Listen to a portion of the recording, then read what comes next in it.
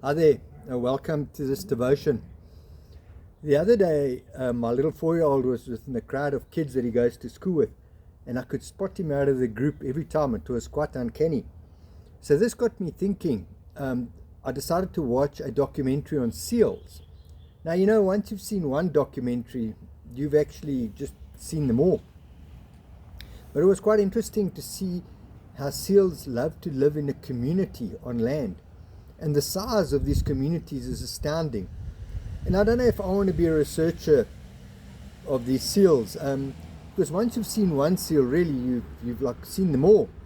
And the strange thing that the mothers do that other animals don't really do, they leave their unweaned pups for an extended period while they go hunting for food.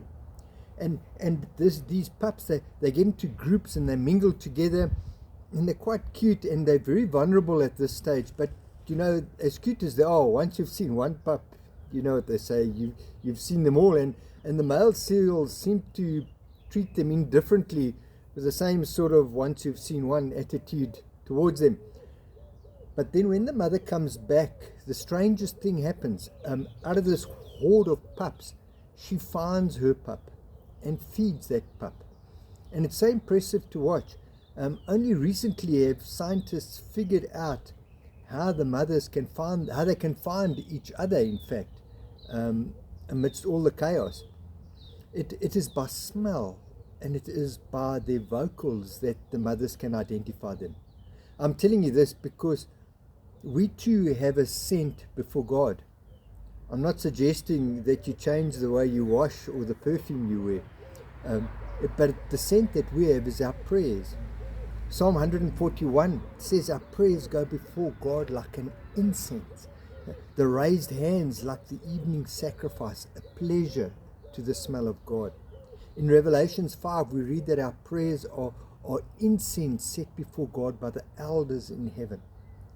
And I know this is all symbolic, teaching us that God recognizes us by our prayers.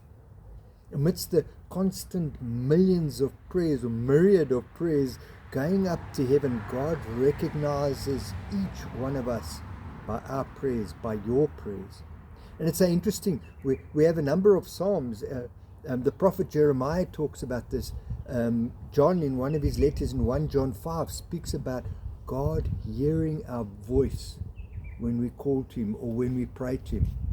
Again, it's mind-boggling. We might have this once I've seen one, I've seen them all attitude towards so many things around us, and it blinds us to such a lot of beauty around us. But God has this opposite attitude. God sees each one of us as unique. God sees each one of us as one of a kind, like a seal mother, God sees you and loves you as one of a kind. God identifies you as unique and loves you as their own child. I hope you know this.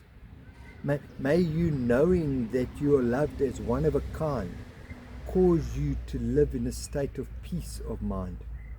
And may you, knowing that you are loved as one of a kind, affect the very way you see and the way you treat the world around you. Until we meet again, God bless.